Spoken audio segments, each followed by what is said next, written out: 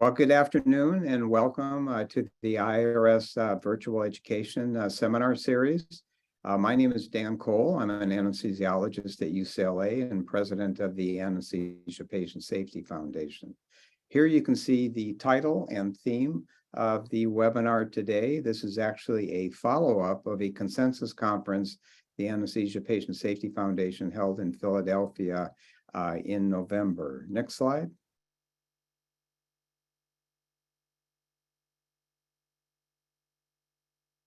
There's no commercial support for this program. Next slide. And this is a virtual education series. Here you can see some of the verbiage credited by the ACCME, and you can get up to 1 AMA PRA Category 1 credit. Next slide. If you missed our annual meeting, it was, I think, just a couple of weeks ago in Denver. It was quite impressive. And on-demand recordings of that meeting will be available for purchase through the end of this month. Next slide. And the speakers will be available for questions and comments, not only at the end. We hope to have 10 minutes for questions from the audience, but also you can click on this link or the Q reader there. Next slide. And please use the Q&A button on the Zoom taskbar to submit questions. Next slide. And you'll receive an email this week with information about how to access CME credits for this session. Next slide. So here's the order of the panel. We have really a distinguished group of individuals. All were participants in Philadelphia, either in spirit and had a lot of input, but were actually there physically. I won't spend a lot of time introducing them because I don't want to give them the maximum time to present some of their material. The first one, Dr. Turan. You can see there he is professor of anesthesiology, vice chair and program director, clinical research fellowship program, Department of Outcomes Research at the Cleveland Clinic, and also the editor-in-chief, Journal of Clinical Anesthesia. He actually is clinical today, so he's taking some time off his clinical practice, but he has an esteemed career. Published over 300 papers in various journals, including Lancet, JAMA, New England Journal, postoperative cardiac events, including atrial fibrillation, myocardial injury is particularly his specialty, and he is interested in reducing the morbidity and mortality from that. He has worked significantly in the areas unique to our presentation today to demonstrate the effects of postoperative anemia and blood pressure on these cardiac outcomes. The next speaker will be Dr. McEvoy. He is professor of anesthesiology and surgery, vice chair of perioperative medicine, the medical director of VUMC Enhanced Recovery Programs, Department of Anesthesiology, Vanderbilt University Medical Center. Really a renowned expert in a lot of different areas, but especially for enhanced recovery after surgery and perioperative medicine. Research, education, and clinical efforts have focused on improving perioperative care through standardization and medical optimization. He's a leader at Vanderbilt Hospital at Home program, developing strategies for utilizing hospital at home to facilitate shorter hospital length of stay. And he utilizes remote monitoring as a major component of this effort. Our third speaker is Dr. Janda, an assistant professor of anesthesiology at the University of Michigan. She's a cardiac anesthesiologist and researcher at the University of Michigan, interested in studying outcomes after cardiac surgery, as well as how intraoperative decisions and events impact the patient experience and cost. She works with IMPOG, an international consortium of perioperative databases, which originated at the University of Michigan and is coordinated there to perform retrospective observational studies relative to her interest. And last but certainly not least is Dr. Scott, who actually was the planner of our session in Philadelphia. He is professor of anesthesiology and critical care medicine at the Hospital of the University of Pennsylvania, division chief of critical care medicine. He's the medical director of Penn E-Alert Health System, Tele ICU, and a senior fellow at the Leonard Davis Institute of Health Economics. He trained in internal medicine, then anesthesia and critical care in the UK and Australia. He has an extensive background in perioperative surgical outcome quality improvement and implementation science. He is recognized as one of the key inventors of the Enhanced Recovery After Surgery program and has been key in implementing IARS across the United States. With that, then I will turn it over to Dr. Turan.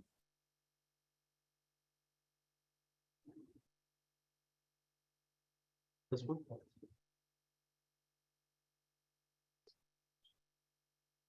I am trying to get my presentation. All right.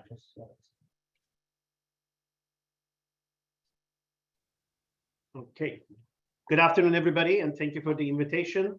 So I will start by outlining the problem that we have with the hemodynamic instability. I have one financial relationship with the Casira. That's a grant, and it's got nothing to do with the current presentation. So I will not be able to be talking about any off-label or investigation use at all. So there have been remarkable gains made in the global health in the past 25 years, but progress has been not very uniform. One topic that has been kind of ignored or maybe not paid attention is the perioperative period. Although there have been significant, improvements in the safety of anesthesia over time, the majority of seems to be dependent on the intraoperative period rather than the postoperative period. If you go and look at the number of patients that are having issues in the postoperative period, it is very interesting and very concerning. This is an interesting study that is from England. They use the national statistics, and from there they kind of implemented to the world. As you know, there's around 300 million surgical procedures in the world done, and with the mortality rate around 7.7 after postoperative period, it means that around 4.2 million people are dying in 30 days after surgery. This is amazing. This is really unbelievable. It is way more than HIV, malaria, and tuberculosis combined together. So really, this is one of the major health problems we see. Ischemic heart disease, if we have, which is got a incidence of 17%, and stroke around 10%, 7.7 mortality rate after a major surgery is really incredible and very high. So what are the reasons? What are we going to do? What are the culprits for that? I think is the topic of the discussion that we're going to go through today. So perioperative mortality, when you divide it into intraoperative mortality and 30-day mortality, the intraoperative mortality has decreased tremendously over the 60 years. There was enormous amount of improvements, and that lead to tenfold reduction in the last 4 to 5 decades. However, that's not the case in 30-day mortality. It is around 1 to 2% in the United States. And according to Atul Gawande's report, it's around 1.32% in the United States. And if this translates into a number of almost 190,000 patients who die in the 1 year in the United States. If you go worldwide, it's around 2%, which are above 45 years old. Majority of this mortality is happening in the initial hospitalization, and it is very importantly almost 1,000-fold more than the intraoperative mortality. So today we will be going over what are the reasons of this mortality and morbidity. Why is this happening? So blood pressure is the main, seems to be very important. It's a measure and universal parameter that we basically look all the time. And there are multiple studies, and I will go over them slowly. Hypotension is basically associated with kidney injury, myocardial injury, delirium, and mortality. It is logical that if we can detect it and we can do the treatment, we can probably decrease some of these complications that are related to hypotension. And however, we are missing some of those links, and I will present those information in the future slides. So if you look at the association of mean arterial pressure with the mortality, this is a study from our group, which was done at the Cleveland Clinic. We had around 104,000 patients, and the primary outcome was 30-day mortality. We looked at time-weighted average of mean arterial pressures and its effect on 30-day mortality. As you can see, if it's pretty much very interestingly goes up when the pressures drop below the maps of 80s, and it seems to be the cutoff point seems to be like 65, and you can see that it is directly related to mortality when you have low blood pressures. So this is a very interesting study, and one of the few studies that shows direct relation between mean arterial pressure in the perioperative period and mortality. So what are the reasons really that's causing this mortality after surgery? I mean, there's multiple possible reasons, but one of them is MIs. So if you think about there is 300 million cases done in a year, and around 8%, which is from our basically from our vision trial, where we included patients who were above 45 years old. So there is around 10 million postoperative MIs every year. So that's a huge number. And most importantly, they're all non-ST segment elevation. So this is important, because if you do a ECG, you won't be able to predict, you won't be able to see it. The only way to see is basically to do a troponin follow-up. Otherwise, you will miss all these MIs. So 80% of these MIs, postoperative MIs, are only detected by the troponins. You will have no chest pain, you will have no shortness of breath, or you will have no ECG changes. However, the mortality is identical to the apparent MIs. So it's not just troponitis. You have to understand that these are really truly myocardial injury that's happening. And mortality is around 10% at day 30, which is twice as high as non-operative infections. So what is the reason? Are we missing them, or we're not treating them, or are they different than the others? So there are arguments that the reason of these MIs are more of a supply demand rather than a plaque rupture. So that might be another reason that is why the mortality is higher. So we did a study. This was one of the early studies that we did. We looked at basically we had around 57,000 patients. We looked at the MAP levels of different MAP levels and different timelines, how long they were under those pressures, and we saw that MAP levels below 65 or relative thresholds of 20% compared to the baseline is directly related to myocardial injury and kidney injury. And as long as the exposure prolonged, this was directly related with the increased risk. So this is an important study, and it was, I think, one of the first studies that everybody started paying attention to postoperative MINS and kidney injuries and blood pressure. So this is another interesting study from the Cleveland Clinic. So we had around 33,000 patients. We were looking at the association between intraoperative MAP pressures of 55 to 75 and postoperative AKI, myocardial injury, and mortality. So as you can see in the first figure, as the blood pressures dropped below 55, and the time was directly related with the acute kidney injury, myocardial injury, cardiac complications, and 30-day mortality. So this was again demonstrated that intraoperative hypotension, again, there might be different cutoff points that we may have to take into consideration, but in this study it was 55, and it was directly related in a linear fashion with acute kidney injury, myocardial injury, cardiac complications, and 30-day mortality. So another outcome that we have to consider is basically delirium. So the incidence of delirium is around 6 to 35%, depending on the studies. So if you look at the smaller studies, it might be probably higher. If you look at large trials, it's around 10 to 15%. The delirium is important. Why is it important? Because it decreases morbidity, it decreases the functional status, it causes cognitive decline, increases long-term mortality. the precise mechanism of delirium is not well known. However, one of the possible reasons is intraoperative or postoperative hypotension. So it seems to be that it plays a role, or it could play a role in delirium. So that is another consequence of hemodynamic instability. So this is a study that was done with 316,000 patients, and they had 2,100 patients who had delirium. They were looking to see if blood pressure decrease was associated with delirium. If you see at the first figure, MAP, in the first part of the figure, MAP pressure that decreased below 55 was basically associated with delirium. And they divided the timeline, how much they were below 55. So if the patients were below 55, the association was relatively less.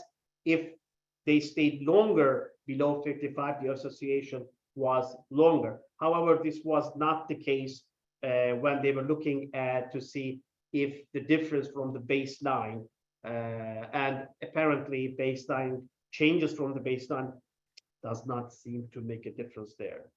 So there seems to be an association between hypotension and delirium. There is another study that's again from this is from ICU patients who were directly admitted from the OR to the ICU, and delirium was assessed with ChemICU every 12 hours, twice a day.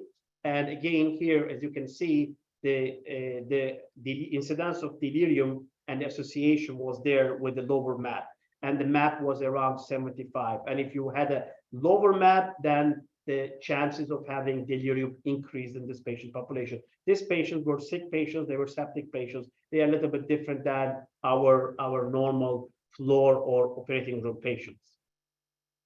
So as you can see, there are multiple things that have been related to hypotension, or let's say hemodynamic instability. The first one we talked was MI. The other one was basically acute kidney injury, mortality, and delirium. All of them seem to contribute to the fact that postoperative, they all contribute to 30-day mortality. The question is, which part-time of the basically hypotension is important? I will give you an example before I go further. And the average OR time is 3 hours in the United States for inpatients, and they stay around 3 days in the hospital. So if you think about 3 hours and you calculate, do the math, every 5 minutes, I'm not talking of A-line, if they get 5-minute blood pressure, they will have around 36 blood pressure measurements in the first 3 hours. However, when they go to the ward in our clinic, at the Cleveland Clinic, the frequency of measurement is every 4 hours. So they will have around 18 measurements for the next 3 days. So it will be the half the time number of measurements they have intraoperatively in 3 days. So as you can expect, both hypotension and hypertension were more common in postoperative period. We did a study in our patients where they were continuously monitored, and majority of this was missed, unfortunately, by routine intermittent monitoring. So if you look at the figure, you will see that routine vital signs missed almost half of the patients who had a MAP below 65 for more than 15 minutes. This is a lot. If you think about the 70, they missed way more patients. And if you're thinking about postoperative period, MAP of 70 is probably a more reasonable number compared to a 65. Some people may accept 65 in the postoperative period as being more hypotensive. So again, you will see that hypertension was also missed in the postoperative period, and it was way more than even hypotension. So the routine vital monitoring missed almost 98% of the patients who had a blood pressure of MAP of more than 130, which is, I would say, huge, for 30 minutes. So this is impressive. This tells you exactly we need to change how we are monitoring our patients in the ward, because majority of the problems are not happening intraoperatively, but they are happening in the postoperative period. So, Dr. Turan, sorry to interrupt. Just want to make sure we're almost done to make sure the other speakers have time. Correct. I'm almost there. Again, the postoperative period makes a big difference. If you look at the intraoperative and postoperative period, you will see that hypotension is majority of the time in the postoperative period. And when you look at the, sorry, let me go a little bit faster because we are unable to finish it. Let me go to the last one. Again, this is a hospital cost analysis, which was suggested that how much cost reduction will be there if we kind of improve the intraoperative hypotension by avoiding the complications related to it. So if you have a hospital that's around the size of a 10,000, the mean cost reduction will be around 1.2 to 4.6 million per year. So it's also cost effective to basically have a better hemodynamic control and stability in those patients. And if you think about the cost of, you know, how close margins the hospitals are operating, this is a lot of money. In summary, I will say that postoperative mortality is very common. Intraoperative mortality is relatively rare. MI, AKI, and delirium contribute to this. Perioperative hypotension is again very common. It has been associated with MINS, AKI, and delirium. Hypotension is common, prolonged, and profound in the surgical wards, often missed by routine intermittent monitoring. And we need large randomized intervention trials. And thank you very much. Thank you very much, Dr. Turan, for an excellent presentation. Sorry to cut you short, but I wanted to just transition to Dr. McEvoy.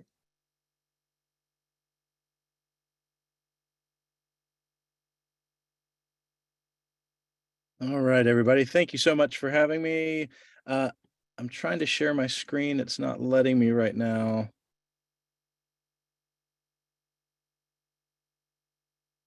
Dr. Turan, could you, if you stop sharing your screen, perfect. Okay.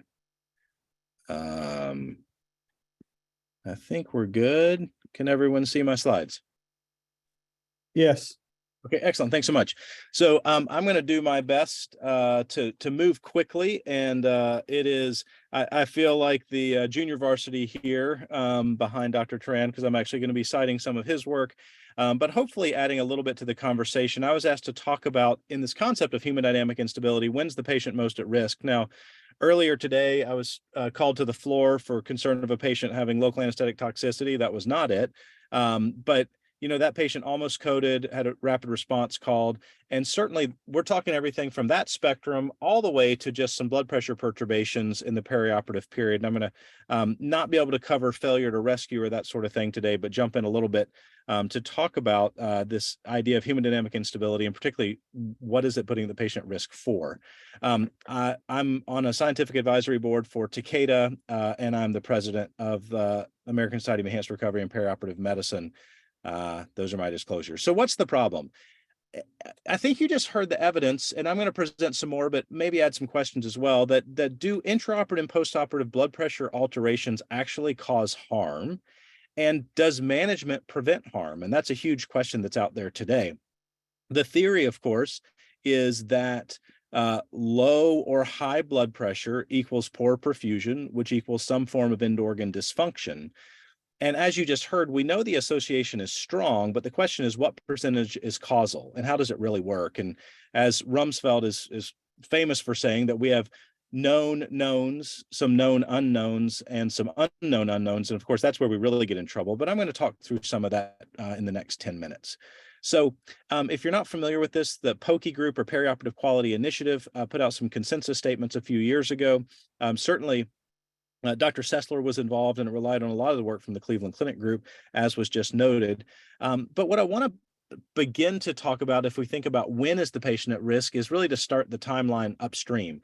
And so preoperatively, the group talked about that preoperative arterial pressure values may be used to define targets, basically individualized targets for perioperative management. But they should really ideally reflect the patient's usual preoperative blood pressure. And there's some trials going on to take a look at this in the perioperative period, and I may be able to talk about those later. Intraoperatively, you just saw this data, but I think it's important to note it again. And I saw one of the questions in the chat that'll be interesting to address. That is, these curves aren't only linear; they're sort of J-shaped or a hockey stick, and so there seems to be this danger, certainly with hypotension. If you look at a time-weighted average of mean arterial pressure getting below somewhere in the low 80s, the risk goes up. But hypertension and even what would be some normotension may be at risk. And I think what we're finding in some of the enhanced recovery after surgery data, which I'm a big proponent of this, but we went from giving people tons of fluid to less, sometimes maybe too dry, and then increasing the amount of pressors that we use before we get someone euvolemic. And that would be my guess is maybe why some of these things, as we're not frankly hypertensive, but even in this lower area, maybe why that's put someone at risk, but we don't know that for sure. And certainly our minimum maps, when I was a CA1, I was told keep the map above 55, and we know that's just far too low now. And yet in common practice, I think we can see that oh, they're just about to get started. I'm going to wait until there's some surgical stimulation. And in fact, that's problematic, and we really do need to address that, I believe. Postoperatively, if you look at this, you have the odds ratio for MI and death. Now, the question of MINS, myocardial injury and non-cardiac surgery with just troponin bumps, is a whole nother area to talk about. But this was actually looking at, this is from Dan Sessler's group, but looking at MI and death. And basically what it's showing is if you had a systolic blood pressure recorded below 90 anytime in the first 4 postoperative days, you had 3 times the odds of MI or death. And we need to think about that. Yes, intraoperative matters. I'm not saying it shouldn't, but there seems to be this strong risk, as was noted previously. And these were just highlighted, but I don't think we can say them enough. And sometimes if you hear them the first time, it's a bit shocking. First is that PACU perturbations in hemodynamic or respiratory vital signs predict later disturbances. So PACU hypotension predicts downstream floor hypotension. PACU hypoxemia predicts floor hypoxemia. And just like you saw, that audits of ward records show that manual vital signs measurements and recordings are frequently inadequate and actually much of the time missing. And so there's been some work done noting that to say, what about, if we record these better, can we use a modified early warning system? And more recently, what people have said is, so we don't even have to go and rely on those checks. Should we use Muse has become Ruse, which is a remote early warning system. And they were using a wearable patch to look at some of these vital signs in patients. And again, I think that becomes super important because we aren't isolating blood pressure as though it is a single entity, but it's putting in light of blood pressure, heart rate, respiratory rate, and oxygenation or your pulse ox. And I think that becomes super important to consider. And one of the things where maybe some of the studies that focus on blood pressure alone might have fallen down.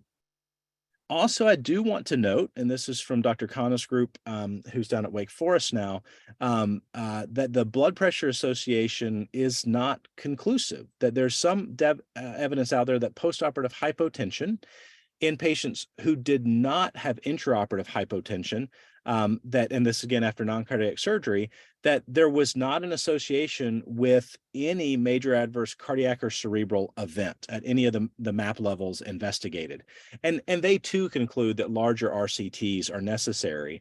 And I'm going to mention some of those RCTs as well, because we don't know yet. We know there's a lot of harm are associated with hypotension. It seems to be there's a lot of risk, but knowing how to mitigate that risk is still a little bit of a black box.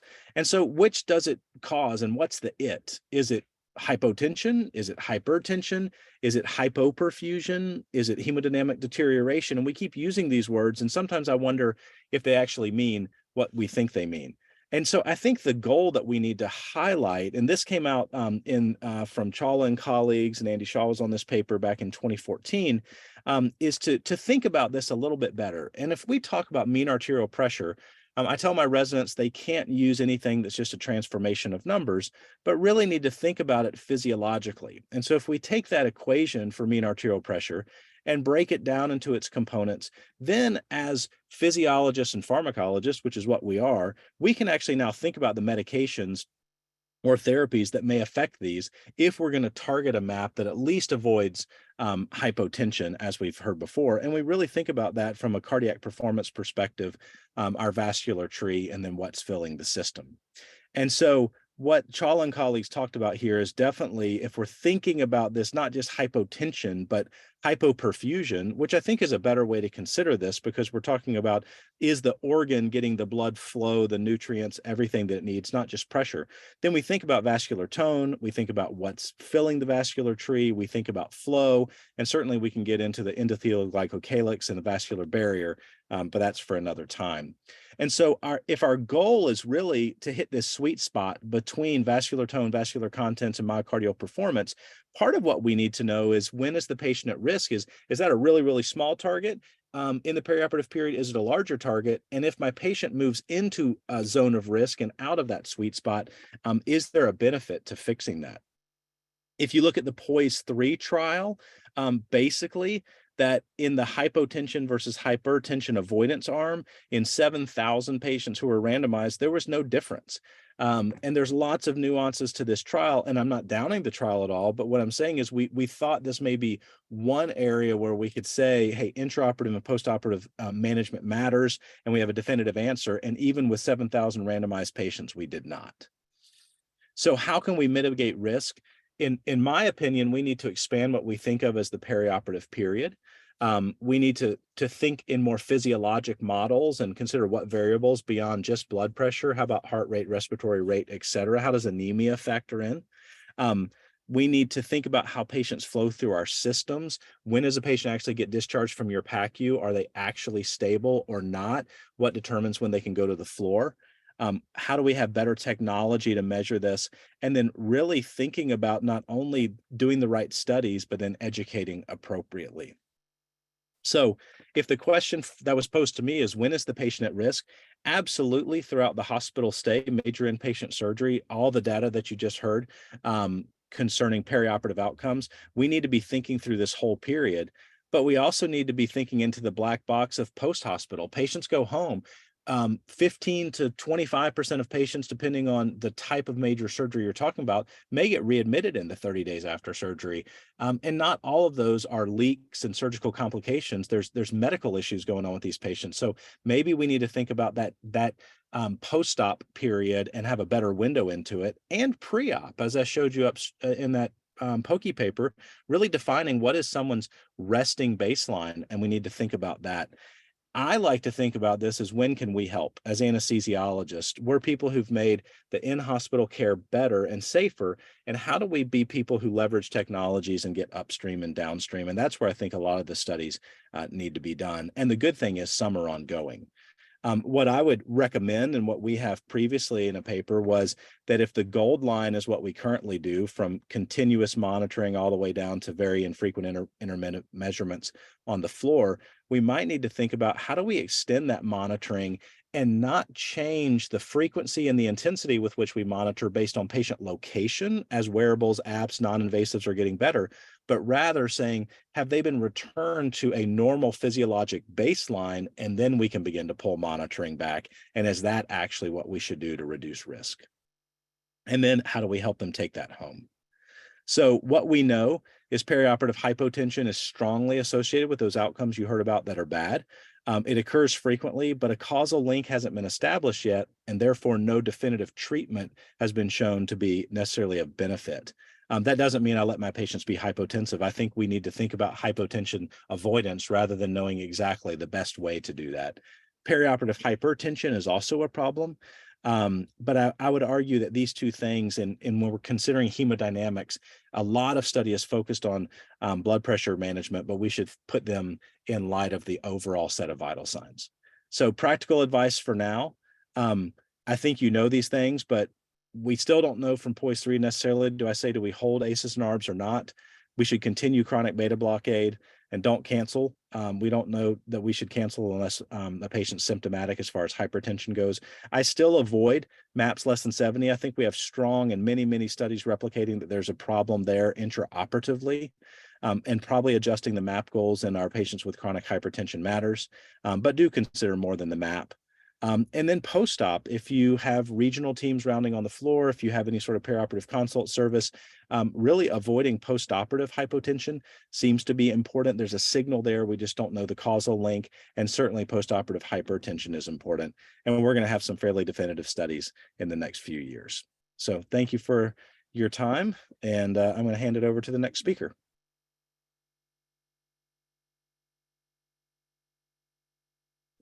Thank you, Dr. McEvoy. Before Dr. Janda starts, I just want to invite the speakers to go into the Q&A section. We'll probably be a little tight on time for Q&A, so if you want to answer those virtually, that would be great. Excellent, thank you. Can everybody see my slides?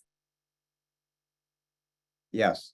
Perfect, thank you. And thank you, Dr. McEvoy, for an excellent talk. I trained under Dr. McEvoy for residency, and the way he described is how I very much think about perfusion, which is a big part of my life as a cardiac anesthesiologist.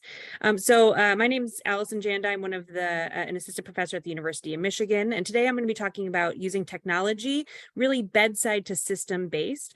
I have no financial relationships with commercial interest to disclose, but I do have some research funding support as co-investigators on PCORI grants and NIH, NIDDK, and NLM grants, and I am a current K awardee from the NHLBI. So as far as our learning objectives for this short 10-minute talk, I wanted to focus on how technology, including centralized registries and databases, can take some of that bedside granular minute-to-minute data and aid in the identification of intraoperative hypotension as a proxy for intraoperative perfusion and the provision of feedback to clinicians. And also to understand an example of a systems-based mechanism for identifying and tracking intraoperative hypotension. And the last objective is to describe limitations and potential issues with application of this technology across multiple institutions.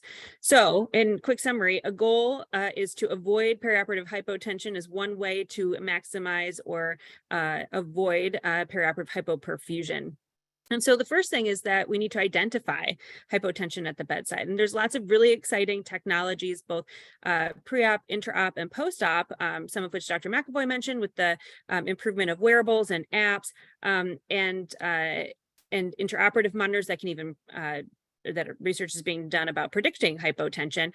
But we also need to identify hypotension at the individual clinician level, department level, and hospital level, as well as the multi-center level, to really put some of the granular data in context, but also see how we're doing as a profession, how we're doing as an individual, as a department, as across multiple centers to maintain our bare minimum of a MAP of 65, for instance, to ensure that we're doing the best thing we can by our patients.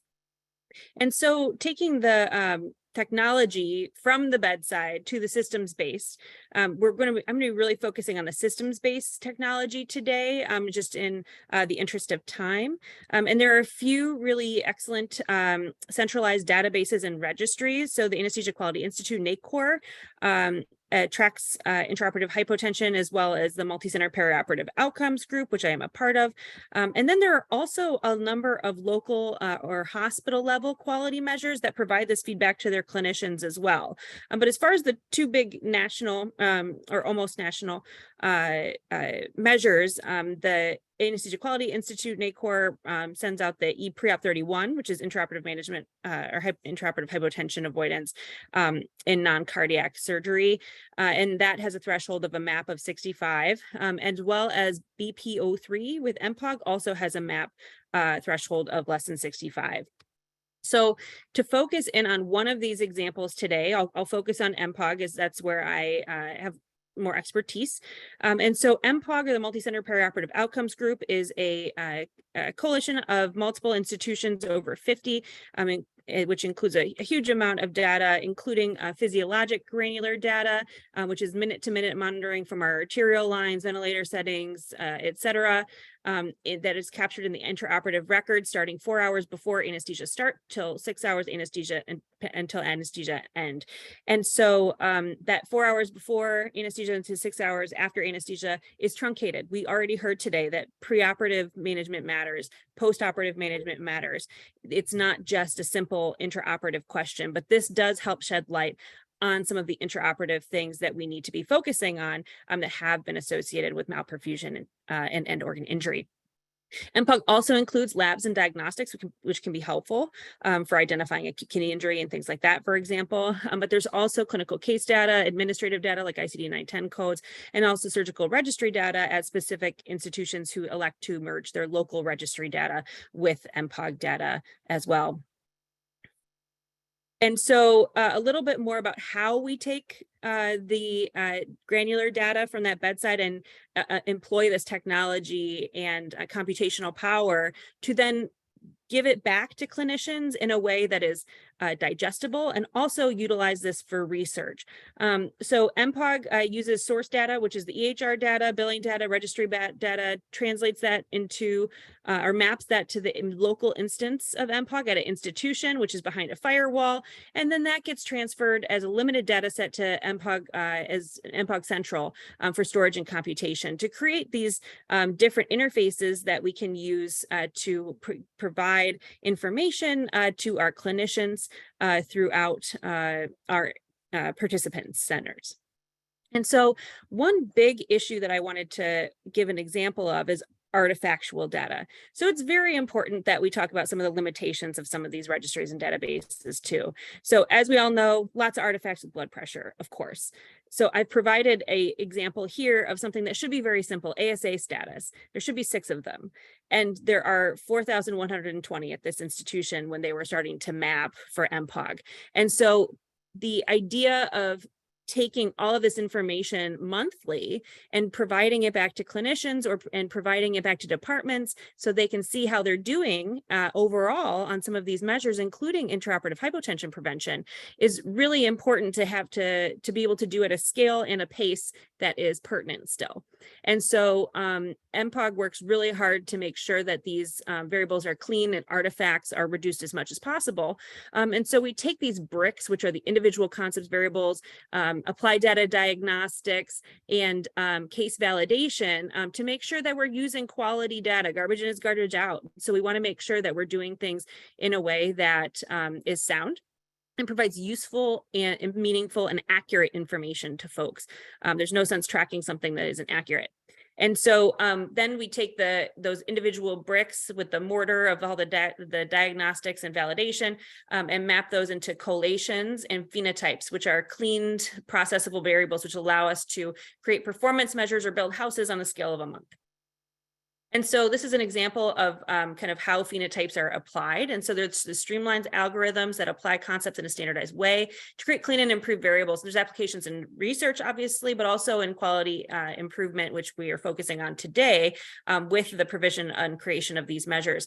And so we use these in the exclusions to make sure that we're getting an accurate baseline mean arterial pressure for the patient, for example, and excluding cases like liver transplants, things like that. But we also have many artifact reduction algorithms that are incorporated in phenotype specifically for blood pressure that are really crucial to make sure we're giving accurate information. And so Aspire, or the quality arm of MPOG, has 5 blood pressure measures. So BPO1 is the low MAP prevention less than 55, which we all know is a little outdated based on current literature. BPO2 is just avoiding those monitoring gaps. If we don't capture the data, we don't see the hypotension. And so we want to make sure that we're identifying those cases that have long gaps in their monitoring greater than 10 minutes. And then BPO3 is the one that is kind of caught up with the current literature as far as identifying cases with low MAP prevention, or low MAP, which is identified as less than 65 millimeters mercury for over 15 minutes. And then BPO5, as Dr. McEvoy mentioned, that period between induction and surgical incision is also very important. And so this measure flags cases that I have a MAP less than 55 for 15 minutes that between induction and incision for a period of time. Now, we talked a little bit about some of those measures, but how do we provide these to different levels or providers, institutions, and multi-center applications? And so for individual providers, we do send, if they're involved in MPOG, monthly feedback emails. Now, this is very similar to some of those other quality platforms that I had mentioned, as well as local platforms that have been created at different institutions to help convey this information to their clinicians. And so these are really non-punitive, just to make sure that we're tracking things appropriately, making sure that the information is being conveyed back to the providers, so that they can improve their own practice. As if somebody's doing 30 colonoscopies in a day, it's really hard to keep up with those things on their own. And so and as well as identifying the guidelines and keeping up with the measures to reflect those guidelines. And that is a form of education to clinicians in and of itself. Now, if you click on each of those measures from the email, you can identify your overall trends, which is really important to see how you're doing over time, as well as identify specific cases. And this is a recreation of the intraoperative record from the MPOG instance. And so this is a great way to identify where these things happen, who else was in the room with you as far as in-room providers or other clinicians. And so that can be really helpful in crafting educational material for the next time you work with that person. Additionally, there's lots of departmental institutional level mechanisms. And so one of the ways that this information from MPOG can be conveyed back to institutions or departments is that they can track their own performance across their whole department on this quality dashboard. There's also an individual version that folks can log into. And so this allows for people to see their performance on a number of different measures and their departmental performance on a number of different measures over time, and also do special things like filtering for different cases. But it's a very crisp way of identifying overall performance. And when you click on one of those tiles, you can see each of the different cases that either were flagged, passed, or excluded, and you can filter down to those. And then one of the things that I truncated from this screen is that it also lists the providers in the room at the time of the MAP less than 65 for 15 minutes or more, so that there can be some goal-directed education, for example. As far as multi-level education or applications, benchmarking is really important. So you can say this is our performance relative to everybody else. And one of my favorite meetings that we have is for MPOG is one of the quality improvement meetings where we have a de-identified version of this for those institutions within MPOG, and we have the top performers and the lowest performers share their experiences, their barriers to getting better, and we learn from each other. And everyone sets their pride at the door, discusses how we can improve the care for our patients with employing each other's expertise and experience to help improve our overall performance. And so there's a lot of different other applications. Allison, just to interrupt, are we almost done? I want to make sure Dr. We sure are. This is my last slide. Perfect. So there's thank you.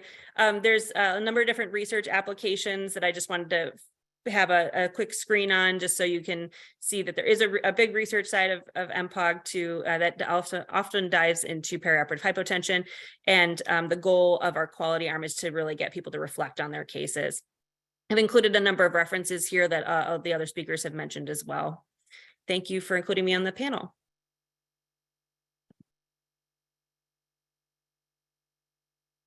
Thank you. And Dr. Scott will start, and we've been given an extra 5 minutes at the end. I do want to get some Q&A for the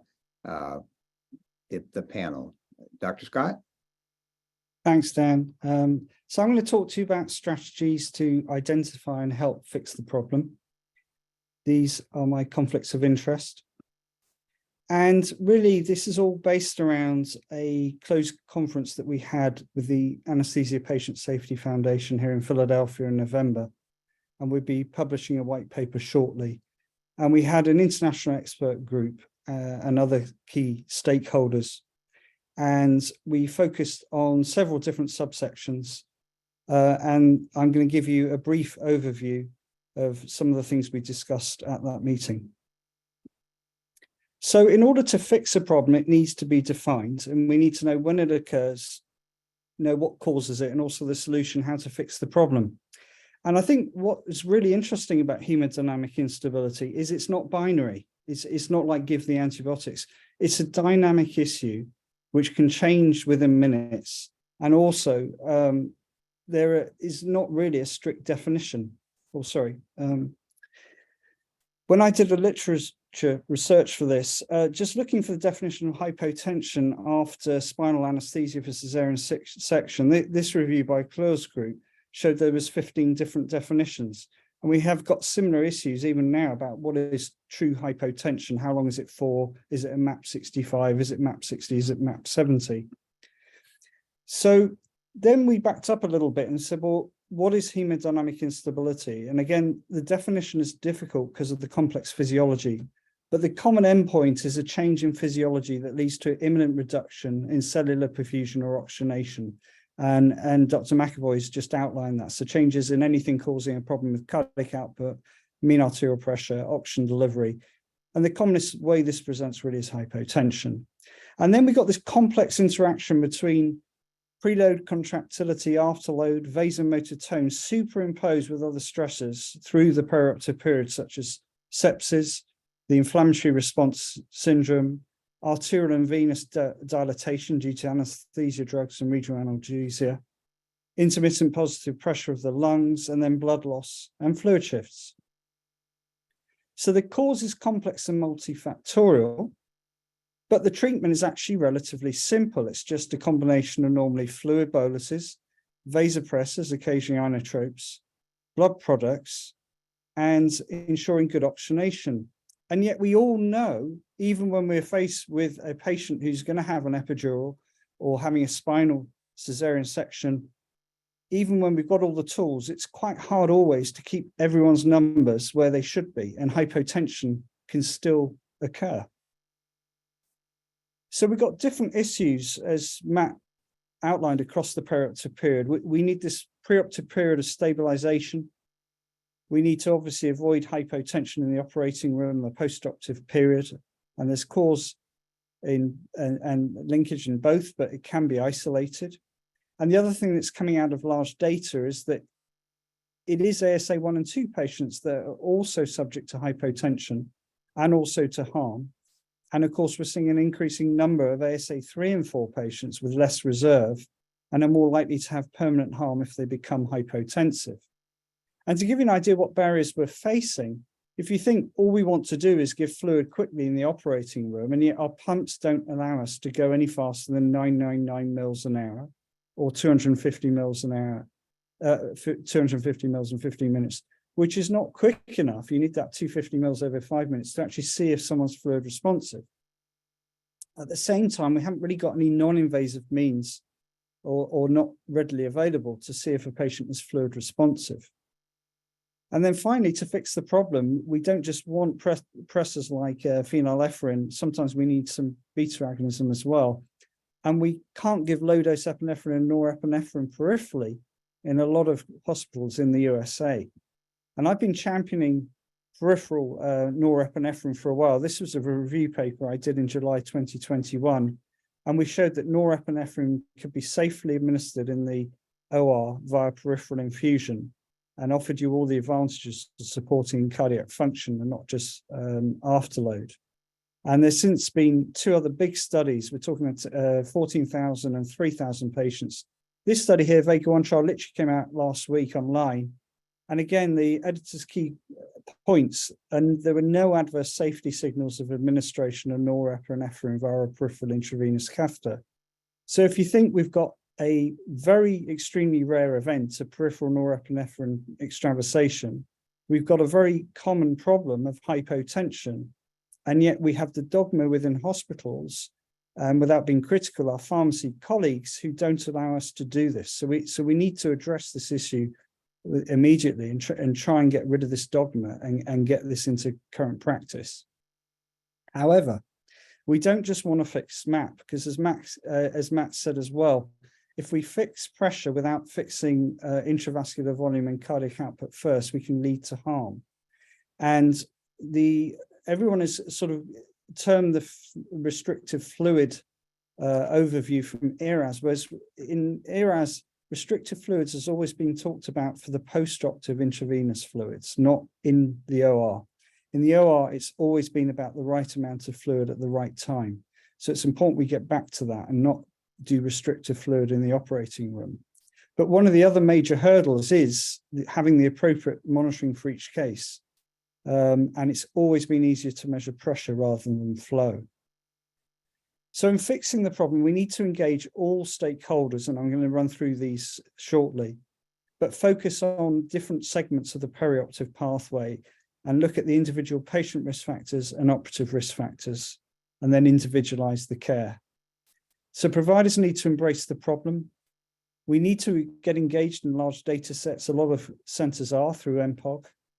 We need education on how to fix the problem and know what studies we need to be doing. Health systems need to support all of the above, and they need to empower providers and break down the silos. They need to acknowledge that hemodynamic instability leads to downstream misuse of patients, so need to balance the efficiency of throughput in the ER with quality. And finally, they need to allow this data to be uploaded so that we can look at quality improvement measures and then support changes in process and patient pathways in the hospital system. We need to work with industry and technology to provide an agnostic platform that will work across health systems and integrate with different EMRs, help provide the data sets, and develop more non-invasive flow and blood pressure monitoring, complying with hemoglobin and oxygen saturation in a truly mobile form for the patient, which links wirelessly into our whole EMR, and develop a standardized interface for users. And also focus on prediction methods, because then you can be proactive, not reactive. The EMR is key because it's where we interface between providers and patients. And if we're not careful, we're going to develop and duplicate systems. So we need integration of physiological data and waveforms for analysis and alarms, and distribute them to providers through this system. Finally, payers, we need them to incentivize quality standards and also acknowledge the downstream risks and the increased health burden and costs of hemodynamic instability and hypotension to drive change. And we need undergraduate and postgraduate education focusing specifically on hemodynamic instability and problems and how to solve them. Finally, perioperative medicine was mentioned. It's a recognized subspecialty in many countries and looks at a system approach to improve outcomes and reduce harm to patients in the perioperative period using a multidisciplinary model. And this can be used to focus all providers on a common goal. So in summary, the definition of hemodynamic instability is complex. We know there is significant harm to patients. We still don't have the right technology, means, and everyday use to fix the problems for our patients. We need more continuous flow and non-invasive blood pressure monitoring to fix flow before pressure, and ideally be proactive and integrate AI so that we can predict hemodynamic instability. And the system fix is really the right monitoring for the right patient at the right time. As Matt was saying, it's not location, it's patient specific. We need appropriate escalation pathways, appropriate place of safety, immediate availability of interventions, collection and sharing of data. And we are in the perfect position as anesthesiologists and CRNAs to lead this national campaign because we're real-time physiologists, we're technologically savvy, we lead at local and health system level, often perioperative QI leads. We educate, we help collect data. And so we need our national organizations with the ASA, IARS and APSF to continue this change and engage with the other national stakeholders. And I leave you with an overview of the platform we've developed at Penn Medicine. We've integrated live physiological waveforms, smart alarms, and bedside camera platforms into the EMR Epic platform. And we can push live physiological waveforms up to the cloud, bring them back into the EMR through context-aware linking. And then you can draw data from the EMR to individualize the care of the patient and drive smart algorithms using both the physiological and pre-existing risks. So what you've then got basically also is visual situational awareness and a proactive system. And this is run by our tele-ICU team, where they identify, validate, and escalate and do the appropriate bedside support when there's lack of providers at weekends and the evenings. So the ultimate outcome is a health system which ensures all patients are treated the same. So you've got health equity. There's no weak link, so you have high reliability. You have proactive and reactive detection, and then you have earlier intervention, which means you get better outcomes. So the future's bright and it's almost here. So thank you for listening.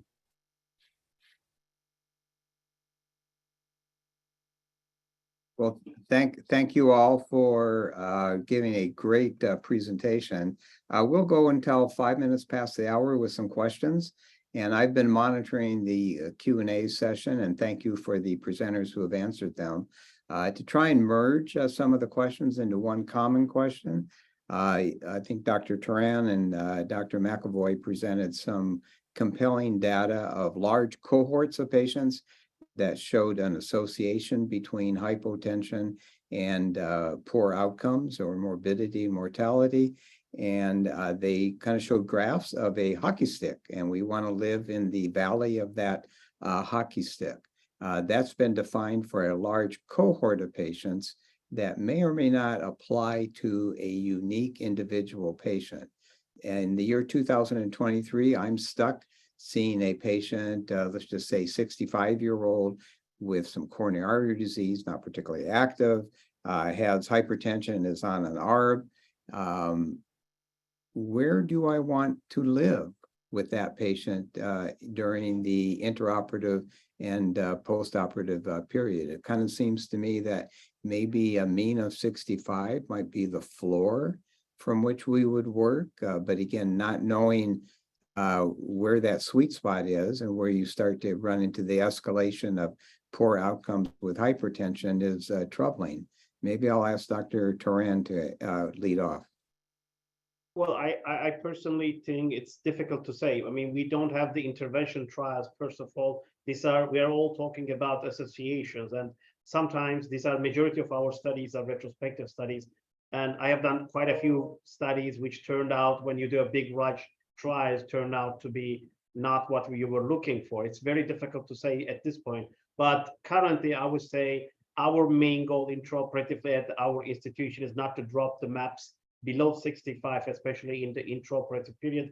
And currently, our main problem seems to be the postoperative period, because we still are bound with the rules of the institution where the monitoring is scarce. So we do every 4 hours and sometimes every 2 hours monitoring. And I think we are still missing a lot of hypotensions and hemodynamic instability in the postoperative period. My concern will be more in the postop period. As I said, intro period, you have an anesthesiologist, you have a CRNA who is continuously watching the patient like a hawk. So the hypotension, the amount of hypotension is really low, especially the length of it. But if you go to the postop period, it's huge. When we look at it, it's hours of hypotension. The patients suffer up on the floor. So I think we need to pay attention to a little bit more than the OR at this point. And my take on it will be intraoperatively 65 and postoperatively probably, I would say, 70 to 80. Dr. McEvoy, anything to add? Not much other than I would say to your question about the persistent hypertension. And I will say that Dr. Turan and Dr. Sessler are both smarter than I am, but when I read their papers, I've actually had with one of the papers that was shown, it appears to me that there's a real inflection point in that traditional thing we talk about with, 20% below or 25% compared to your baseline.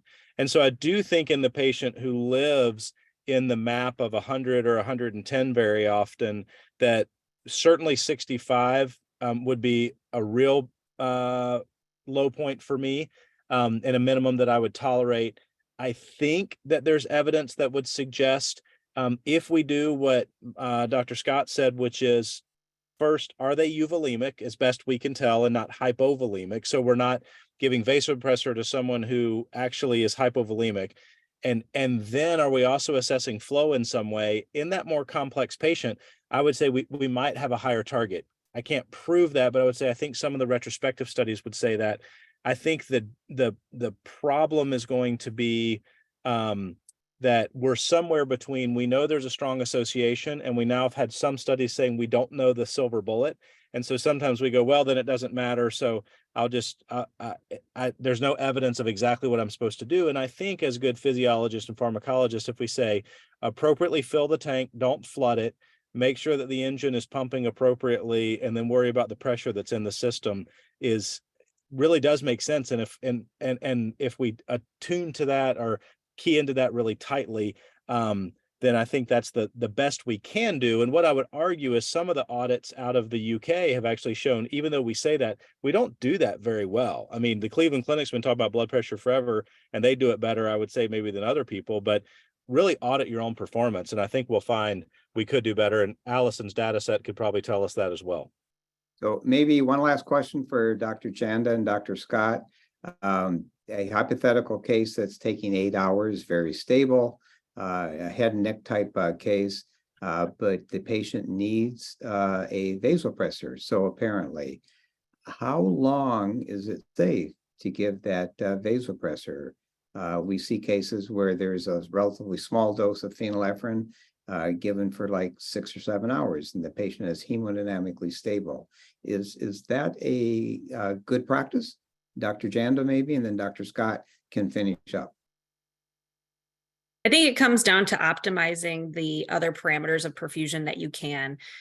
If you are able to maintain the MAP without the vasopressor infusion, and you have other markers of good end organ perfusion, like adequate urine output, et cetera, your hemoglobin isn't too low and you need to transfuse. I think where you run into an issue when you're using a lot of vasopressor for a long time is that, are we covering up something that we could be treating instead of just bumping the blood pressure up with some vasopressor? That said, if everything else seems to be optimized to maintain the MAP greater than 65, my practice is certainly to use vasopressors.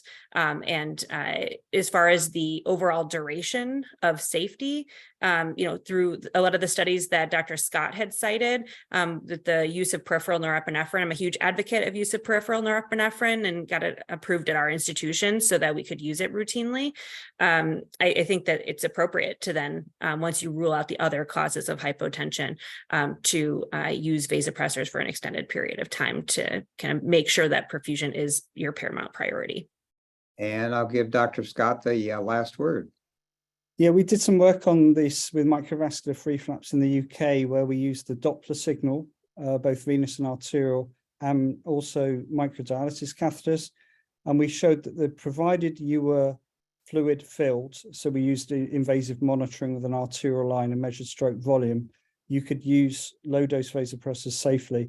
It's when you use vasopressors with when you are relatively hypovolemic, which is where you render problems with both microvascular free flaps and your gut. So it's all about fill flow pressure. So you've got to fill the tank, measure the flow, and then introduce your vasopressors. And unfortunately, because flow is so much harder to measure, I think we often don't always know when we're starting vasopressors whether we're doing the right thing or not for something like a microvascular free flap. We can make the global numbers okay, but we're not sure what's happening at a local, microvascular level. Well, thank you again to all the panelists for some great presentations.